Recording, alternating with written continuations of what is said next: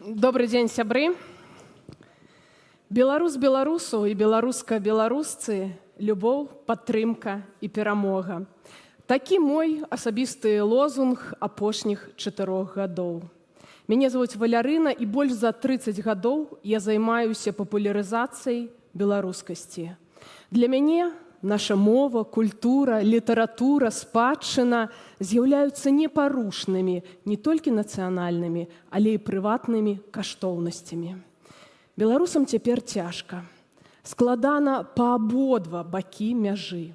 Адныя з нас, знаходзячыся на эвакуацыі далёка ад дому, іншыя ва ўнутранай эміграцыі, хоць і на сваёй зямлі. Але што нас аб'ядноўвае? Гэта нашая ідэнтычнасць, наша беларуская самасць, якую мы папросту мусім захаваць, калі хочам застацца і захавацца як народ, як нацыя, а не невялікая купка патрыётаў, што страцілі повязь з рэальнасцю. Хто і як здабыў сваю ідэнтычнасць? Нехта з вёскі, з малаком маці, з песняй бабулі, нехта, натхніўшыся творамі нашамоўных спевакоў, пісьменнікаў, палымянымі прамовамі лідараў апазіцыі, альбо бліскучымі лекцыямі сваіх апантаных настаўнікаў, выкладчыкаў, а хтосьці, закахаўшыся ў беларускага міністра, паэта ці актора. У кожнага свой шлях да Беларусі. Галоўнае яго дайсці.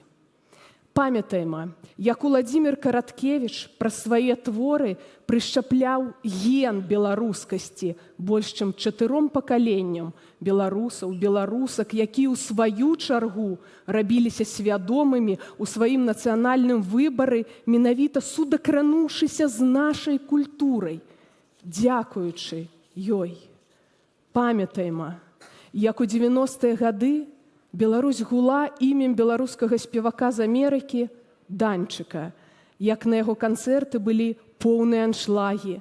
Ён запісваў дыскі разам з Леанідам Барткевічам, а яго хіты «Аксамітны летні вечар», «Беларусачка», «Зорачкі» спявала краіна.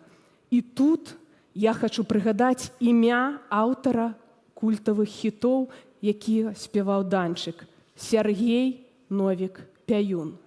Камусьці знаёмае гэта імя? Чулі? Сяргей Михайлович быў беларускім паэтам і дысідэнтам. Ён правёў у канцлагерах і турмах 30 гадоў свайго жыцця. Ён сядзеў пры ўсіх уладах і рэжымах. Сядзеў за свае перакананні, за сваю грамадзянскую пазіцыю. У тым ліку за тое, што арганізоўваў беларускія школкі для дзетак. Мне пашчасціла сябраваць з ім. Мне 7 гадоў, яму 87. Як здабыткі ён паказваў мне скарбы болю і часу, свае пярсцёнкі, зробленыя з кайданоў, з ягоных кайданоў, на якіх было напісана 1945, 1958, Калыма, Сяргей Новік Пяюн. І паказваў крыжак, зроблены з косці мамонта, якую ён знайшоў на рудніках. Яго 7 разоў за адну ноч вадзілі на расстрэл і не расстралялі. А на раніцу, як шапку, ён зняў усе пасівелыя за ноч валасы. Ён быў скрыпачом, а фашысты, даведаўшыся пра тое, што паэт з'яўляецца і музыкам, зламалі яму усе пальцы. Яшчэ я хачу прыгадаць імя беларускай паэткі і дысідэнткі Ларысы Геніюш, якая ўсё жыццё пражыла з пазнакай у пашпарце без грамадзянства. Настолькі прынцыпова яна не прымала савецкую ўладу, як ёй прызначылі 25 гадоў турмы. Нічога не нагадвае. Беларуская гісторыя ідзе паступова, назад ці па спіралі. Я не проста так згадала імёны гэтых асобаў. Ведаеце, чым яны адрозніваюцца ад усіх нас? З аднаго боку – нічым. З іншага – пажыццёвай нязломнасцю свайго выбару. І каб не было іх прынцыповасці, не было б і нашай незалежнасці цяпер. Варта ўсведамляць, і гэта маё глыбокае перакананне, што нацыянальнае адраджэнне – гэта не выпадковы перыяд, не абставіны так склаліся, а менавіта выбар людзей быць смелымі, прынцыповымі, ісці за сваімі каштоўнасцямі. І гэта той выбар, які мы дакладна можам зрабіць тут і цяпер. За што, за каго правялі палову свайго жыцця за кратамі Геніуш, Новік Пяюн? За што і за каго былі расстраляныя беларускія інтэлігенты ў 1937-м? За нас.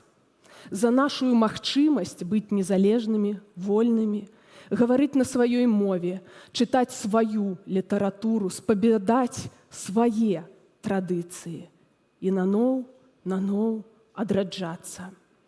Паўтаруся, нацыянальнае адраджэнне – гэта наш магчымы выбар. Цяпер перыяд, калі мы выбіраем стацца страчаным пакаленнем ці застацца супербеларусамі і супербеларускамі для наступных пакаленняў у нашай гісторыі. І гэта цалкам залежыць ад нашага існага цяперашняга выбару. Цяпер асабліва небяспечны час для нашай культуры, бо тая ніць спадкаемнасці, наследавання, спадчыннасці можа перарвацца, і нашая задача ў тым ліку не дапусціць гэтага. З'ехаць з Беларусі ніколі не было маёй марай. Наадварот, я адмаўляла такую магчымасць для сябе, бо не магу без сваёй балючай Беларусі і як паэт, і як чалавек. Але апошнім часам я сфармулявала разуменне, якое ратуе маю душу. Дзе мы разам, там і Беларусь. Толькі дзе мы разам, там і радзіма. Жыве Беларусь!